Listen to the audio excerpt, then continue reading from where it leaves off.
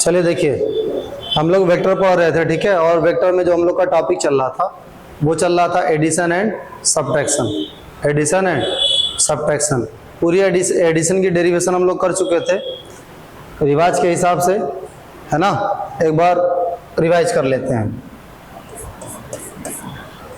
ठीक है। हाँ, रिवाज के हिसाब से रिवाइज, ठीक। तो देखिए, अगर एक वेक्टर ए है और ये एक वेक्टर बी है and theta is the angle between them, और इनके बीच में एंगल कितना है? थीटा है। इनके बीच में एंगल कितना है? थीटा है।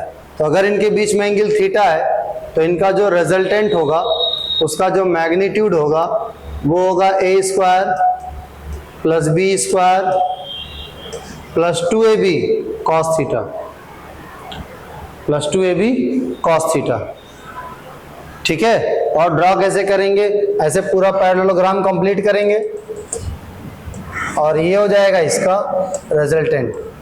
Are vector is equal to A plus B, ठीक है। A vector plus B vector, A vector plus B vector. अब देखिए, कंडीशन ये थी कि अगर थीटा इज इक्वल टू 0 होता है तो R is equal to A plus b आ जाएगा और ये हो जाएगी मैक्सिमम वैल्यू। अगर थीटा इज इक्वल टू 90 होता है तो आर इज इक्वल टू हो जाएगा ए स्क्वायर प्लस बी स्क्वायर था।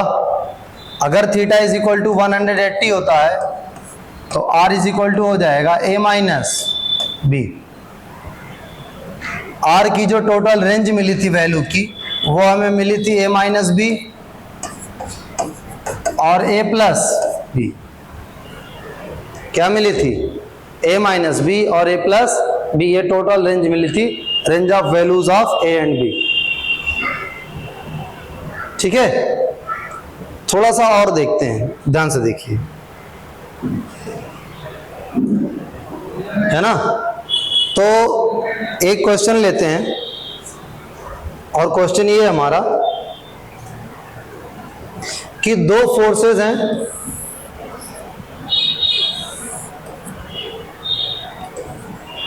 है क्वेश्चन, लेकिन ये बहुत इंपॉर्टेंट रूल है, ठीक है ना।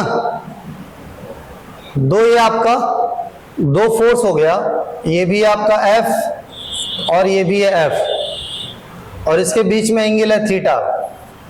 इसके बीच में एंगल क्या है? थीटा है। और हमें क्या करना है? इसका रिजल्टेंट निकालना है। क्या निकालना है? रिजल्टेंट। ये आपको मदद कहाँ करेगा समझिए, जब आप वेक्टर सॉल्व कर रहे होंगे या फिजिक्स का कोई हिस्सा सॉल्व कर रहे होंगे। जैसे मान लिया दो वेलोसिटी दी है, दोनों वेलोसिटी की वैल्यू सेम है। दो वेलोसिटी दी है और दोनों वेलोसिटी की वैल्यू क्या है? सेम है, और उसके बीच में एंगल कितना दिया है? थीटा। तो डायरेक्ट आपको इतना बड़ा फार्मूला नहीं लगाना पड़ेगा, तुरंत आप वैल्यू पुट करेंगे। तुरंत क्या करेंगे? वैल्यू पुट करेंगे, ठीक है। देखिए, तो पहले बना लेते हैं, फार्मूला बना लेते हैं। फार्मूला क्या हुआ कि रिजल्टेंट का जो मैग्नीट्यूड होगा वो क्या होगा भाई? एफ का square 2 into F into F cos theta. बोलिए, a square plus B square plus 2ab cos theta, यही तो होगा। और क्या होगा? एक एफ स्क्वायर, ये हो गया 2f स्क्वायर, ये पहले से ही है 2f स्क्वायर, और ये कितना हुआ? Cos theta.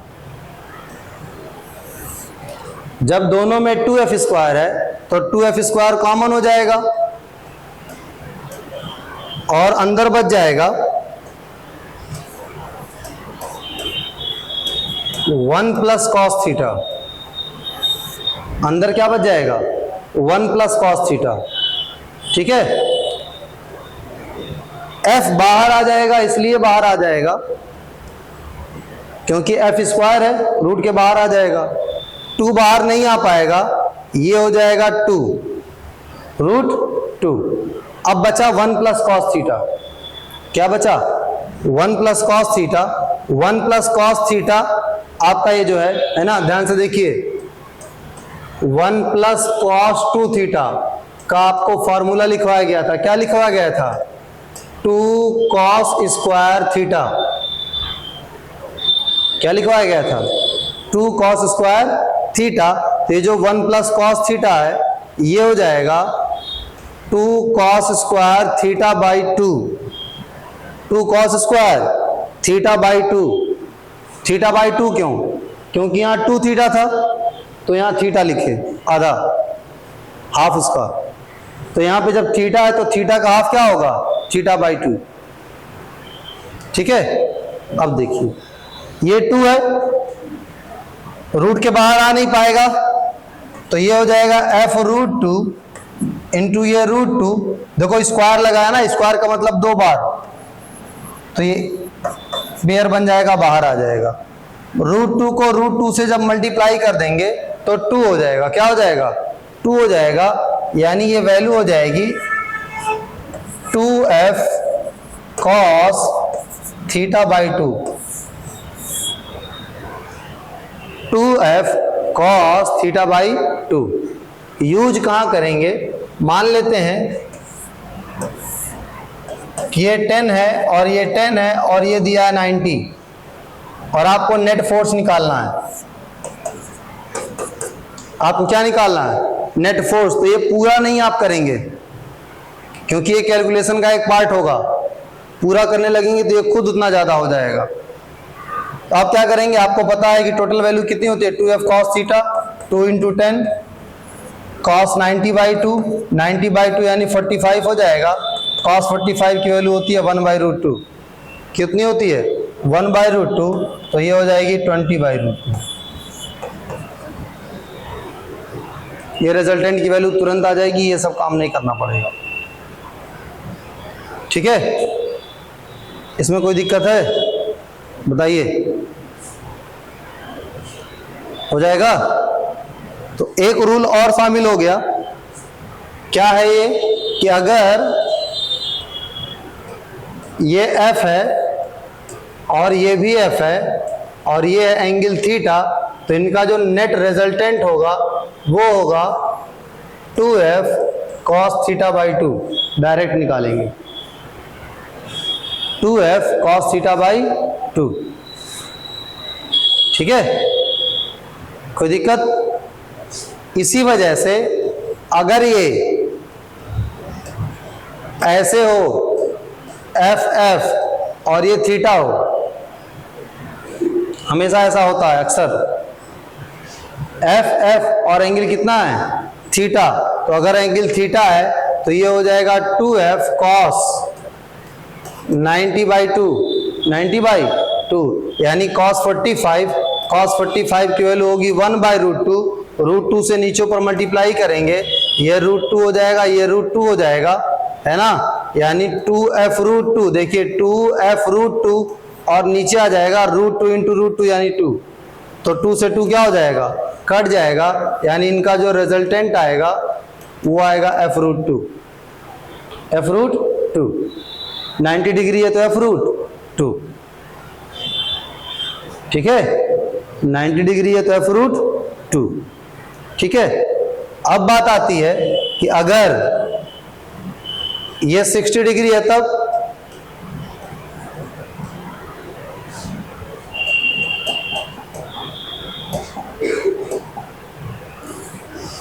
अगर कितना है 60 डिग्री, अगर 60 डिग्री होगा तो cos 30 होगा। कितना होगा cos 30।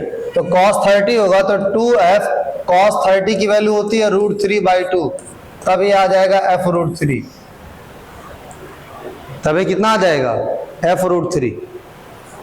ठीक है, कोई दिक्कत इसमें? हो जाएगा, बोलिए। और अगर cos 120 है तब थीटा की जगह 120 है। देखिए कितने ढेर सारे स्पेशल केस निकल रहे हैं। अगर 120 है तो 2f cos 60 और cos 60 की वैल्यू 2 आती है तो f आ जाएगा।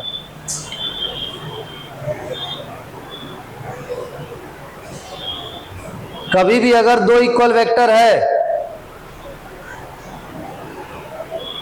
और उसका रिजल्टेंट भी उतना ही है, जितना वेक्टर है उतना ही रिजल्टेंट है, तो ये मान लीजिए, फिक्स मानिए, एंगल कितना रहा होगा 120 डिग्री। फोर्स लिए 2 to F, रिजल्टेंट भी आया F, इसका मतलब कितना एंगल है 120 डिग्री। किताबें नहीं आपको बताती है, खोज खोज के बताना पड़ता है।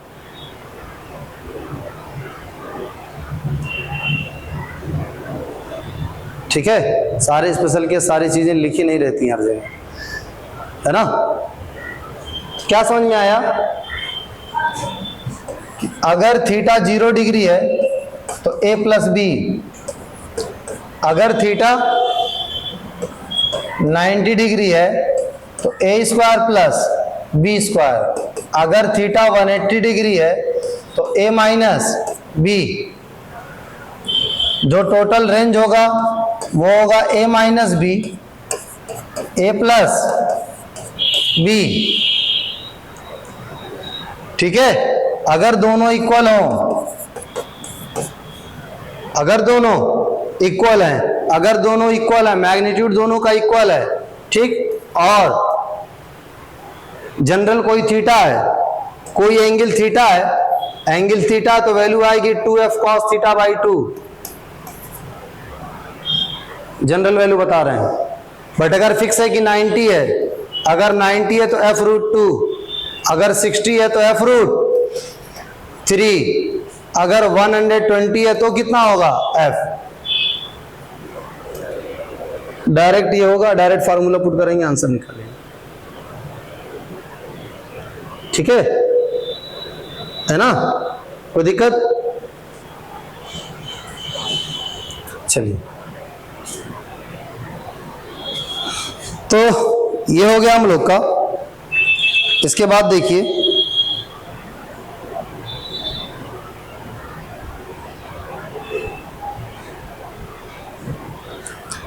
इसके बाद थोड़ा सा सबट्रैक्शन देखते हैं। क्या देखते हैं? सबट्रैक्शन। ठीक है,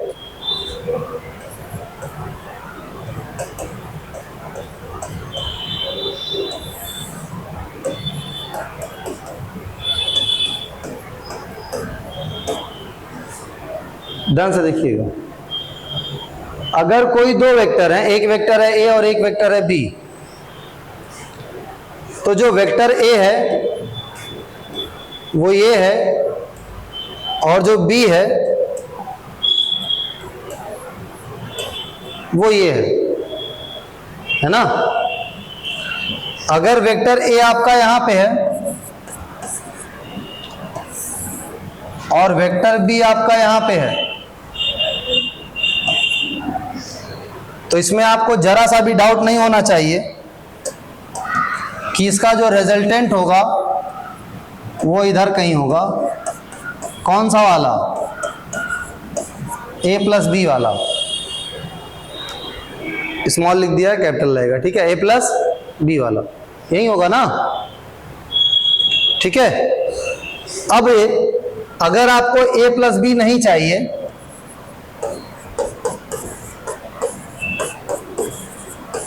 आपको चाहिए a माइनस बी, यानी आपको एडिशन ऑफ टू वेक्टर नहीं करना है, आपको सब्ट्रैक्शन ऑफ टू वेक्टर करना है।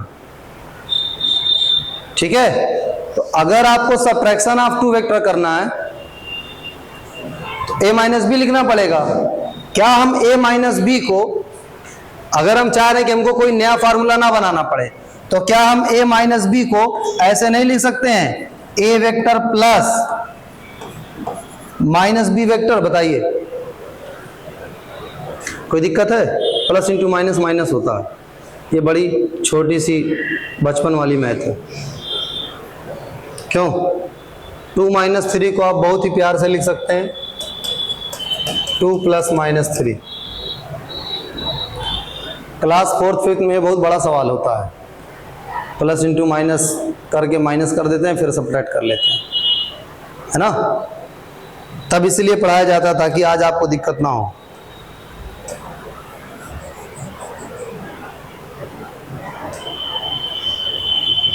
हो गया?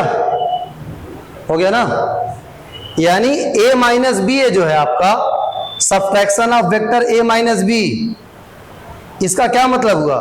Subtraction of vector a minus B का मतलब हुआ addition of vector a and minus B, addition of vector a and minus B, a और माइनस बी। तो a तो है हमारे पास, लेकिन माइनस बी हमारे पास नहीं है। माइनस बी क्या होगा समझिए, अगर एक वेक्टर है ये b, एक वेक्टर है ये b,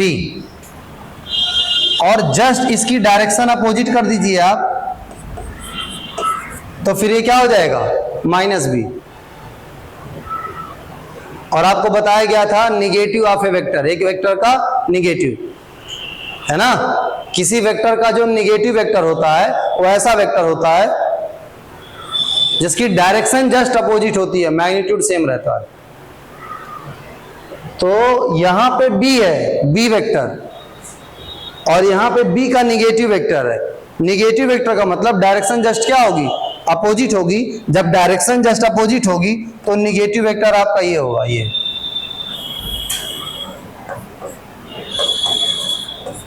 ये मिल गया माइनस बी वेक्टर, ये ए वेक्टर और ये माइनस बी वेक्टर, और ये रिजल्टेंट हो गया आपका ए वेक्टर का और माइनस बी वेक्टर का, ए वेक्टर का और माइनस बी वेक्टर का, यानी ये हो गया r is equal to A vector minus B. ये ज्योमेट्रिकली हम लोग समझ चुके, ठीक है। रेस की मदद डायरेक्टेड लाइन सेगमेंट की हेल्प से हम लोग समझ चुके, ड्रॉ कर लिए कि ए माइनस बी कैसे ड्रॉ होगा। थोड़ा सा और देख लो, और ये भी बता दें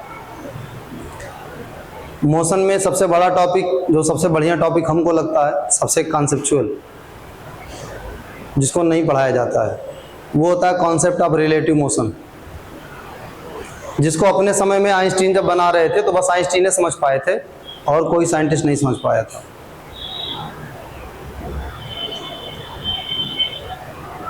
ठीक है,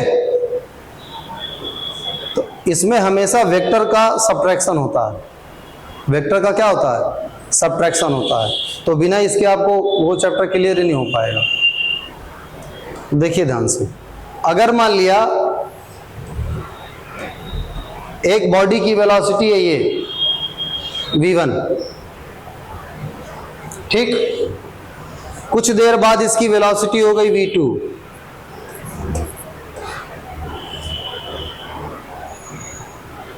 कुछ देर बाद क्या हो गई v2, और आपसे पूछा what draw the change in velocity, क्या ड्रॉ करिए? चेंज इन वेलोसिटी को ड्रॉ करना है। तो चेंज इन वेलोसिटी को ड्रॉ करना है तो final velocity minus initial velocity, ये इसका मतलब हुआ। चेंज इन वेलोसिटी को अगर ड्रॉ करना है तो चेंज का मतलब फाइनल माइनस इनिशियल, लेकिन आप देख रहे हैं कि वेक्टर बन गया, v2 के आगे माइनस साइन नहीं लगी है, इसलिए v2 जैसे एज इट इज है ऐसे ही रहेगा।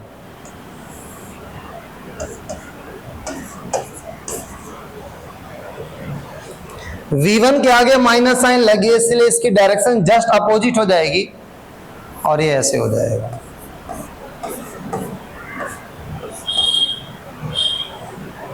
पहले ये कैसे था? पहले ऐसे था, और ये है, इसको इधर ला सकते हैं। तो ये थी सम of velocities,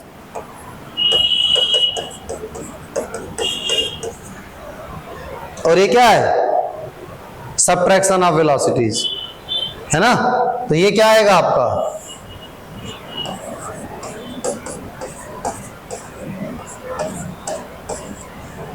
v2 minus v1। जब इतना कर लेंगे तो आपको पता ही है, फिर वही फार्मूला लगाना पड़ेगा वेक्टर वाला। वेक्टर वाला फार्मूला जब निकाल पाएंगे तो जब आप v2 माइनस v1 निकाल लेंगे तो आपको पता चलेगा वेलोसिटी में कितना चेंज हुआ। अगर आप वेलोसिटी में चेंज नहीं निकाल पाएंगे तो आप एक्सेलरेशन कैसे निकालेंगे? जो बड़ा प्यारा प्यारा से निकाल के आए, 5 में से 3 गया 2। ठीक है, अगर 11th-12th में भी आपको कोई यही करा रहा है, इसका मतलब आपके साथ धोखा किया जा रहा है, और आपको बाद में पता चलेगा कि न्यूमेरिकल आता कैसे है। चेंज इन वेलोसिटी ऐसे वेक्टर से निकाला जाएगा, तब उसके बाद टाइम से क्या करेंगे आप, डिवाइड करेंगे। ठीक है, तो देखिए यहां पे जो हम लोग किए थे, बताइए अब हम निकालने जा रहे हैं आर का मैग्नीट्यूड, आर का कौन से आर का, इस वाले आर का, सबट्रैक्शन वाले। ठीक है, और देखते हैं क्या बदलाव लाना पड़ेगा। ध्यान से देखिएगा। जब ये a प्लस बी था, तो इसके बीच में एंगल था थीटा, कितना था? जब ये a प्लस बी था तो इसके बीच में एंगल थीटा था, और जब थीटा था तो r की वैल्यू थी a² plus b² plus 2ab cos theta, तब थी। लेकिन अब ये a प्लस बी नहीं है, सुनिए अब क्या है ये, अब ये है a और माइनस बी, यानी ये और ये। क्लास 7th की सड़ी मैथमेटिक्स आपको ये कहती है कि एक लाइन पे बनने वाले सारे एंगल का सम कितना होता है, 180 डिग्री, जो बच्चों को पढ़ाई जाती है। तो अगर ये थीटा है तो फिर ये कितना होगा,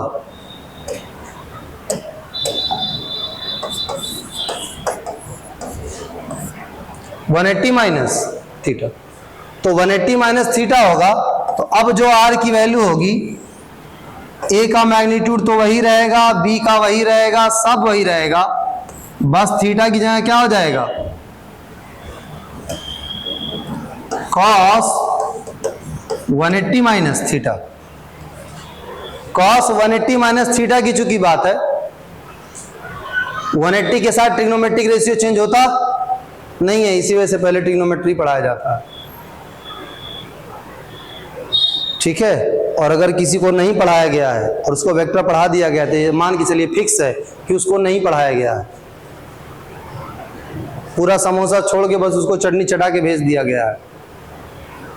सबट्रैक्शन कैसे करेंगे, बिना फार्मूले के होगा ही नहीं, और 180 माइनस थीटा आना ही आना है।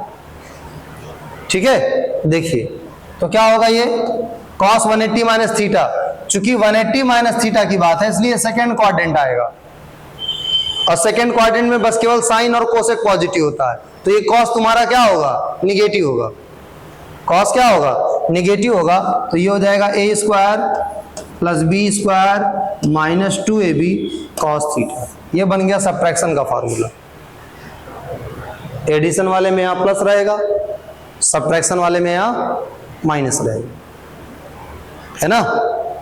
ठीक है, डायरेक्शन निकालने का जो फार्मूला है, अगर आपको याद होगा तो थीटा इज इक्वल टू आया था tan इनवर्स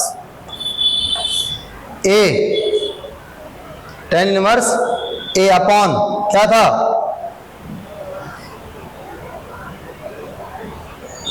बोलो, a था ऊपर, कितना था, पढ़ा करिए, b sine theta upon a plus b cos theta.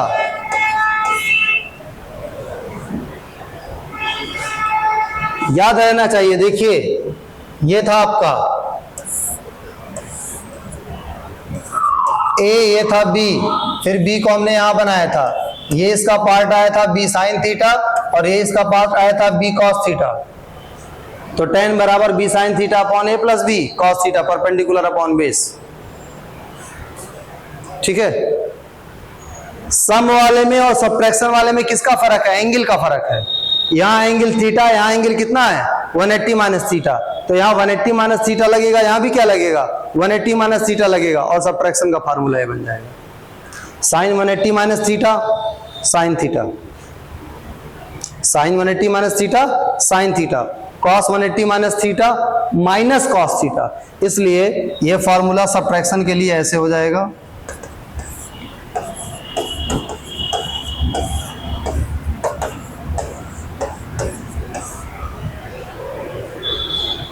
ठीक है, बात समझ में आई?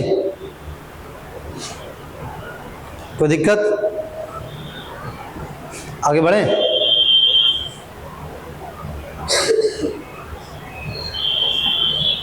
चलिए देखिए, अभी क्या है, आपसे ये कहा जा रहा है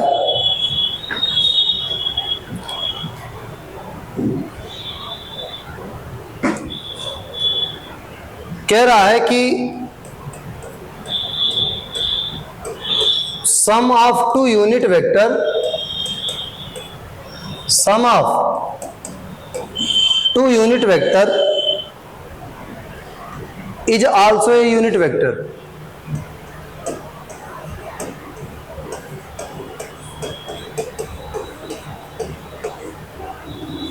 दो यूनिट वेक्टर का जो सम है वो खुद भी क्या है, यूनिट वेक्टर है।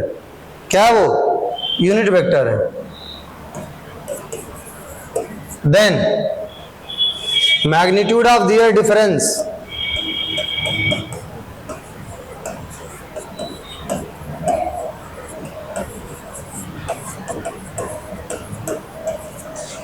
मैग्नीट्यूड ऑफ देयर डिफरेंस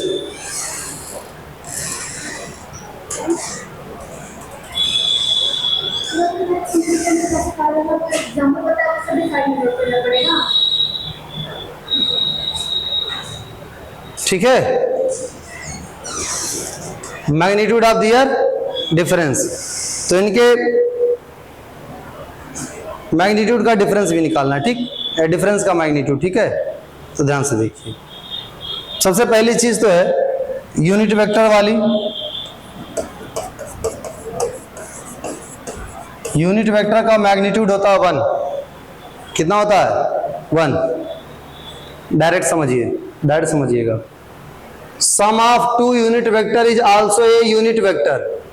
दो यूनिट वेक्टर थे, दो 1 मैग्नीट्यूड वाला वेक्टर था, उसका सम भी क्या आया, 1 ही आया। इसका मतलब थीटा बराबर 120 डिग्री, थीटा बराबर 120 डिग्री का मतलब कॉस थीटा बराबर -1/2। शॉर्ट में मारे,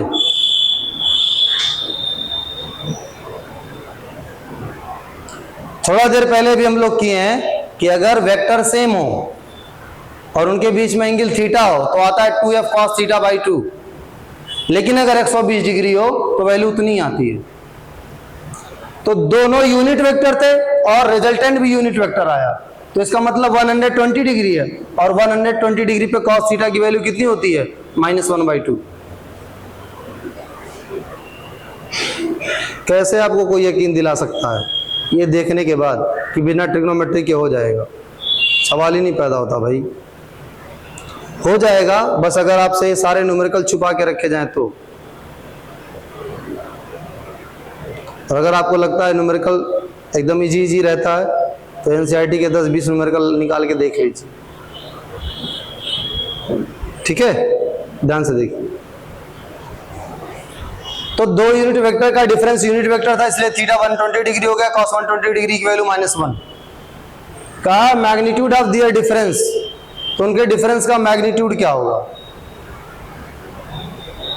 उनके डिफरेंस का मैग्नीट्यूड क्या होगा? ठीक है, डिफरेंस ही है ना। देखिए यार,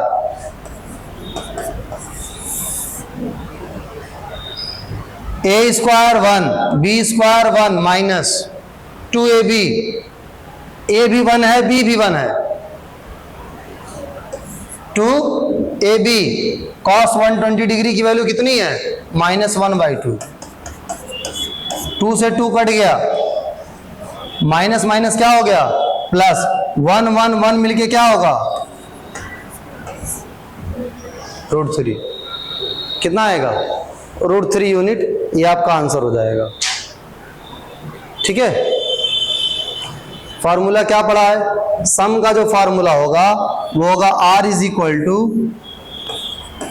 a² + b² + 2ab cos theta, और जो सब्ट्रैक्शन का है वो यही माइनस लगा रहेगा।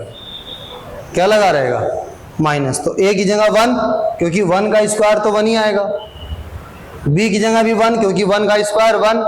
देखो 2 × a × b, 2 × 1 × 1, तो 2 से आप 1000 बार 1 को मल्टीप्लाई कर दो, क्या फर्क पड़ता है? 1 से मल्टीप्लाई करने से कोई फर्क नहीं पड़ता, तो 2 ही आएगा। और cos थीटा यानी 120 डिग्री की वैल्यू कितनी है? -1/2। -1/2 है, 2 से 2 कट जाएगा, ये हो जाएगा आपका 3। कितना आ जाएगा? 3 हो जाएगा। अगर आपको ये ना पता हो, ये वाला ना पता हो, है ना, तो आप देखिए कैसे करेंगे, है ना। तो आप करते करते मर जाएंगे। ऐसे करेंगे, r is equal to a² + b² + 2ab cos theta, है ना। r की वैल्यू लेंगे 1, क्योंकि कहा है दोनों यूनिट वेक्टर का रिजल्टेंट भी क्या है? 1 है, यही कहा है ना, is also a unit vector. तो देखिए फिर कहेंगे 1² 2 1 × 1 cos थीटा, ये 1 होगा, इधर रूट के अंदर आ जाएगा 1 का square 2 plus 2 cos theta, 2 on squaring both side, ये 1 हो जाएगा, ये हो जाएगा 2 + 2 cos थीटा, 2 को इधर माइनस भेजेंगे तो ये हो जाएगा -1 2 cos थीटा, 2 इधर आएगा तब आपको मिलेगा cos थीटा बराबर -1/2। और जैसे ही आप एक सवाल ये कर लेंगे आप खुश हो जाइएगा, क्योंकि आपका 2 सवाल और छूट चुका होगा। नीट इस बात से मतलब नहीं रखती है कि आप एक सवाल लेके बैठे हो 45 मिनट में किए उसको। हर क्वेश्चन का अगर 2 मिनट है तो आपको 2 मिनट के अंदर करना है। जहां आप तीसरे मिनट पे पहुंचे, यानी अगले क्वेश्चन का आधा मिनट आप खा लिए पहले ही। अब इतना कर लेंगे, इसके बाद फिर आप वैल्यू रखेंगे। इसके बाद क्या रखेंगे? आप वैल्यू रखेंगे। एक रूल और बनाते हैं, अभी इसी को समझेंगे फिर से, अभी एक बार और करेंगे इसे। अब वही चीज इसमें देखते हैं, है ना, वही चीज इसमें देखते हैं कि एक वेक्टर है f, दूसरा वेक्टर है f और है थीटा। क्या है? थीटा। और हमें क्या निकालना है? हमें निकालना है r vector is equal to f vector minus f vector, है ना। ये थोड़ा सा करेक्ट कर लीजिए, नाम अलग अलग रख दे रहे हैं। ये है f1, लेकिन मैग्नीट्यूड इसका कितना है? f। ये है f2, मैग्नीट्यूड इसका भी कितना है? f। मैग्नीट्यूड कितना है इसका? f। दोनों का मैग्नीट्यूड f है। तो ये हो गया f1, ये हो गया f2। हमें रिजल्टेंट निकालना, ध्यान से देखिए। f का स्क्वायर 2f का स्क्वायर cos थीटा, 2f का स्क्वायर cos थीटा हो जाएगा। ये बताइए, सब्ट्रैक्शन इसलिए माइनस साइन लगाएंगे। इसके बाद ये हो जाएगा 2f square minus 2f square cos theta, ठीक। अब देखिए 2f स्क्वायर कॉमन ले लेंगे, 1 माइनस cos थीटा, क्या हो जाएगा? 1 माइनस cos थीटा। और ये जो 1 माइनस cos थीटा है आपका, 1 माइनस cos थीटा की वैल्यू होती है 2 sin square theta by 2, 2 sin square theta by 2। इस 2 से ये 2 कट जाएगा, क्या हो जाएगा? अरे गधाओं, कैसे कटेगा? ये एंगल का है, नहीं कटेगा, ठीक है। 2 और 2 कॉमन हो गए, 2 बाहर आ जाएगा, f स्क्वायर में से f बाहर आ जाएगा, साइन स्क्वायर थीटा बाई 2 में से साइन थीटा बाई 2 बाहर आ जाएगा। ये हो गया फॉर्मूला किसका? डिफरेंस का। किसका फार्मूला? डिफरेंस का। ये 5वां फार्मूला आपके झोले में आता हुआ है ना, क्या कि अगर f1 है और f2 है और बीच में एंगल थीटा है और मैग्नीट्यूड दोनों का सेम है, इसका भी मैग्नीट्यूड f, इसका भी मैग्नीट्यूड F, तो इनका जो सम होगा, सम वो होगा 2f cos थीटा बाई 2, लेकिन जो इनका सब्ट्रैक्शन होगा वो क्या होगा, 2f साइन थीटा बाई 2, है ना, थीटा बाई 2। कोई दिक्कत बताइए? अगर वहीं से डायरेक्ट आपको याद करना है, यहीं से डायरेक्ट याद करना है, यहीं से अगर आप डायरेक्ट याद करना है तो आप कहेंगे कि हो जाएगा cos 180 minus theta by 2। Theta की जगह क्या हो जाएगा, 180 माइनस थीटा बाई 2, यानी ये हो जाएगा cos 90 माइनस थीटा बाई 2, और cos 90 माइनस थीटा बराबर साइन थीटा होता है, तो आ जाएगा साइन थीटा बाई 2। इस तरीके से आप ये समझ लेंगे, दोनों अलग अलग फार्मूले नहीं है, दोनों एक ही फार्मूले हैं, लेकिन इतना समझने के लिए भी आपको ढेर सारा फार्मूला पता होना चाहिए। ठीक है, अब वही सवाल फिर से लगाते हैं, ध्यान से देखिए। दो वेक्टर थे और दोनों यूनिट वेक्टर थे, और इनका रिजल्टेंट जो आया था वो भी यूनिट वेक्टर आया, इनका जो सम आया है वो भी क्या आया है, यूनिट वेक्टर। तो सम यूनिट वेक्टर आया तो आपको थीटा पता चल गया 120 डिग्री, यानी वैल्यू होगी cos की माइनस 1/2। वैल्यू कितनी होगी, ठीक है, बट थीटा कितना होगा 120, कितना होगा 120, थीटा 120 डिग्री। अब कहा है कि इनका डिफरेंस निकालिए, डिफरेंस, तो डिफरेंस में अगर दोनों की वैल्यू सेम है तो फॉर्मूला क्या होगा, 2f sine theta by 2, 2f sine theta by 2, यानी 2f थीटा बाई 2 है, थीटा 120 डिग्री है, 120 को 2 से डिवाइड करेंगे 60, साइन 60 की वैल्यू आती है √3/2, 2 से 2 कट जाएगा, और वेक्टर जो यूनिट वेक्टर है तो मल्टीप्लाई करके √3 हो जाएगा, और लाइन कम हो गई। सवाल वही है, तय आपको करना है कि आपको कैसे करना है। जैसा करेंगे वैसा ही उसी तरीके का काम आगे भी करेंगे, जैसा शुरुआत का काम वैसे आगे की रोजी रोटी। ठीक है ना, ध्यान से देखिए।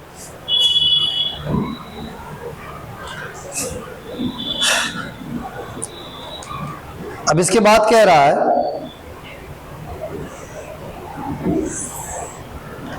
कह रहा resultant of two vector a and b is perpendicular to a, is perpendicular to ए।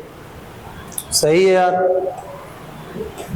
जो रिजल्टेंट है टू वेक्टर का, ए का और बी का, ये रिजल्टेंट परपेंडिकुलर है ए के, परपेंडिकुलर है ए के। ठीक है, ध्यान से देखिए बच्चा, अगर ये ए के परपेंडिकुलर है तो कुछ ऐसा होगा, चूंकि जो आर है, आर बीच में से जाता है ना ए और बी के, तो इसका मतलब ये होगा कि ये हो गया आपका ए, ड्राइंग देखिए, ड्राइंग, ये हो गया ए, बी को यहां कहीं होना पड़ेगा, और तब जाके इनका जो रिजल्टेंट होगा वो ऐसे होगा।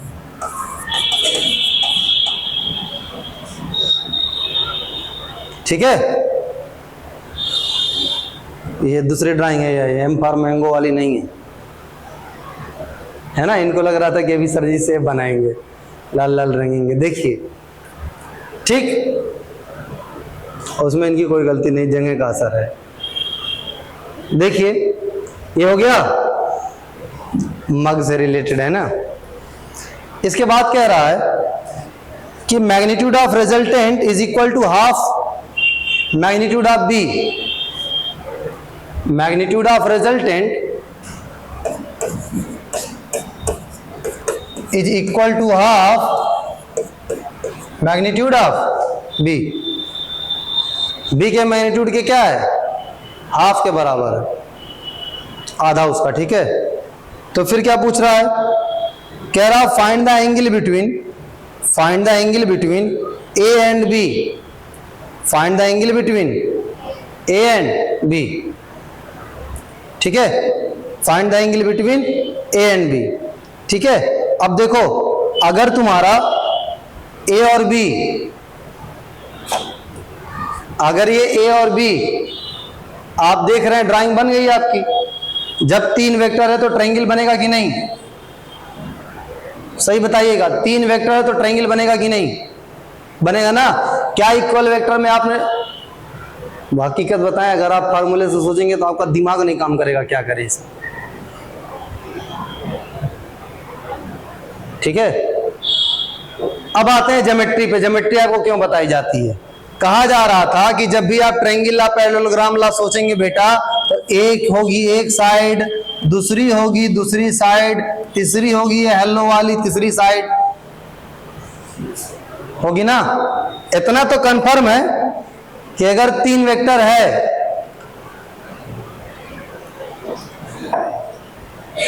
अगर ये तीन वेक्टर है तो तीनों ट्रायंगल बनाना चाहिए, बनना चाहिए ना, बताइए। अच्छा ये भी ध्यान देना है कि ये दोनों सेम ऑर्डर में होने चाहिए, ए और बी, कर लीजिए सेम ऑर्डर में ना, कौन आपको रोका। देखिए ये है ए हो गया, हो गया, क्या इसके साथ ये बी वाला नहीं लगेगा,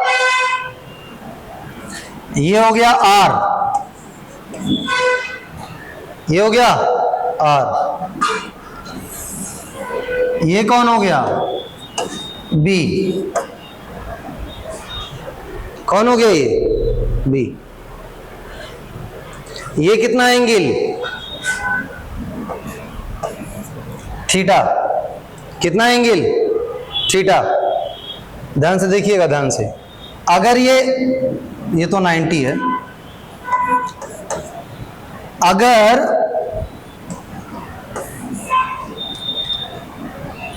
अगर ए और बी के बीच में एंगल थीटा रहा होगा, ए और बी के बीच में एंगल कितना रहा होगा थीटा, और आप बी को यहां लेते आए, यहां लेते आए, तो पैरेलली तो लेके जाते हैं, पैरेलली के लेके जाते हैं ना।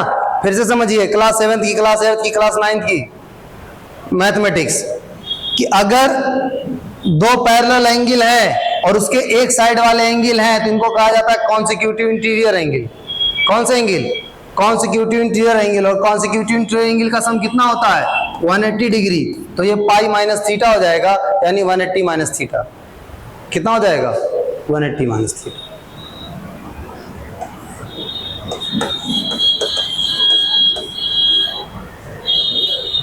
One 180 minus theta.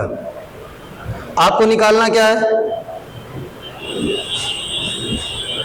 निकालना है find the angle between A and b, a और बी के बीच का एंगल निकालना है, ये थीटा निकालना है। निकालते हैं, ध्यान से देखिए, ट्रिग्नोमेट्री,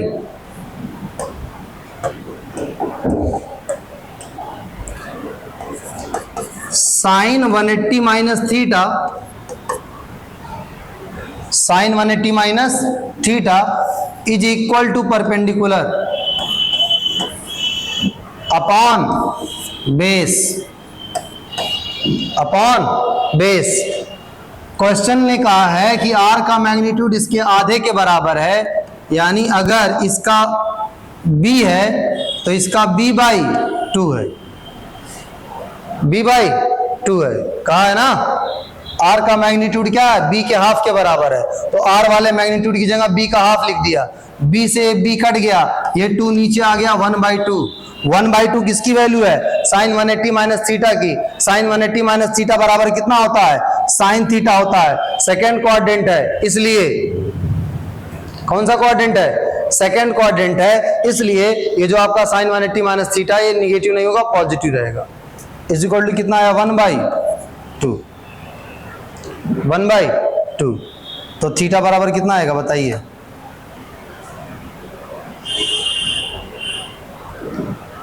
थीटा बराबर कितना आएगा,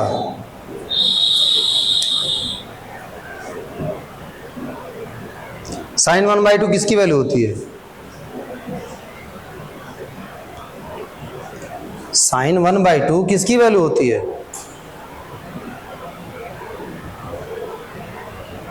फर्स्ट क्वाड्रेंट में 30 डिग्री की होती है। फर्स्ट क्वाड्रेंट में कितने की होती है? 30 डिग्री। तो देखो साइन 180 माइनस थीटा बराबर कितना आ रहा है? 1/2। इधर देखिए, sine 180 minus theta is equal to 1/2, यानी साइन 30। साइन 30, बताइए यहां 30 कैसे आएगा? यहां 30 कैसे आएगा? यहां 30 तब आएगा जब थीटा की जगह 150 होगा। कितना होगा? यानी थीटा की वैल्यू हो जाएगी 150 डिग्री। कितनी हो जाएगी? 150 डिग्री। ठीक है बेटा, तो ये आपका आज ख़त्म करते हैं, कल भी अभी न्यूमेरिकल ही लगाएंगे। ठीक, इतना कर लीजिएगा आप लोग बस।